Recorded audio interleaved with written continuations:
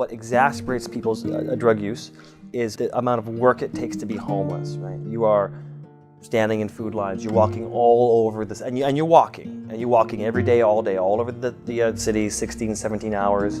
You're sleeping on concrete. You're not gonna get a straight 7 hours sleep. You're gonna be awoken by the police. You're gonna get harassed. You're gonna get ticketed. Maybe you're gonna get ripped off. Maybe you gotta find your money somehow. You gotta, like, it is a tremendous amount of maintenance. I would smoke crack. Like, for how else are you gonna get through that?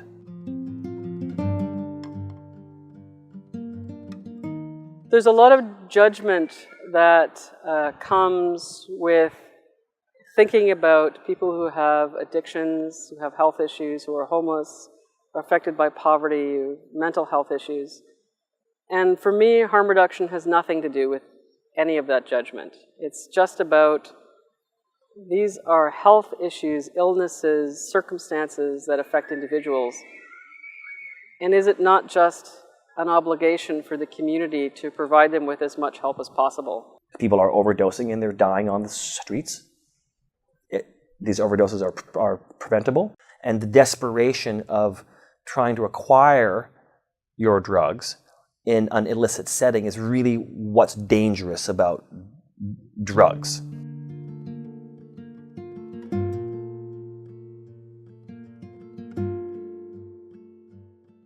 The next step would be supervised consumption services, which Vancouver has been offering for several years, and which is actually having a spot people can inject. So what you see instead is people injecting in bathrooms around town. Like, if you don't have a home, it reduces the spots where you can safely inject. And so you've got all these informal injection rooms, but you don't have one that's properly supervised where people can go be safe, have access to other services, and know that there's someone there to keep an eye on them.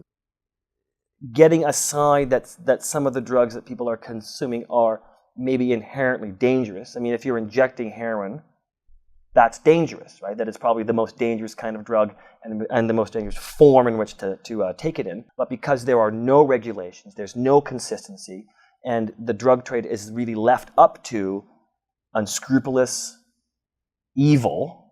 I mean, I'm not talking like your street dealer. I'm talking like the big dudes, right? Who don't give a shit about you or me or the consequences of their actions.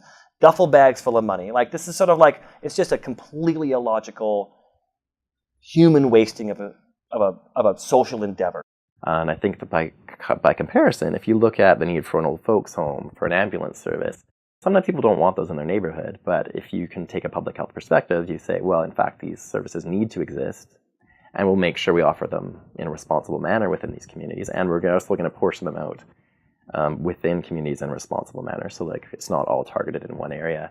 Then I think the public can be on board, and I didn't see that type of discussion going on here in Victoria. One of the debates and discussions we have internally often as a group is, if this was an emergency department that we were setting up, would people have the same reaction? And I think the reality is no. Like, if the health authority isn't taking a step forward in a way that convinces the community that can offer these services in a responsible manner, then people get concerned. And when people get concerned, there's two approaches. You can either provide them the information they need to feel more confident, or you can pander to the concerns, bring in the police, and start targeting things as a criminal issue. The highest level of ignorance around the issue resides in your uninformed homeowner. There's a lot of apprehension around, what will those people do to my neighborhood. Is there ever a point where Island Health has to say, the harm reduction for the sort of most marginalized people in our community is more important than you feeling like it's a bit noisy? I obviously want to please everybody, but is there ever a point where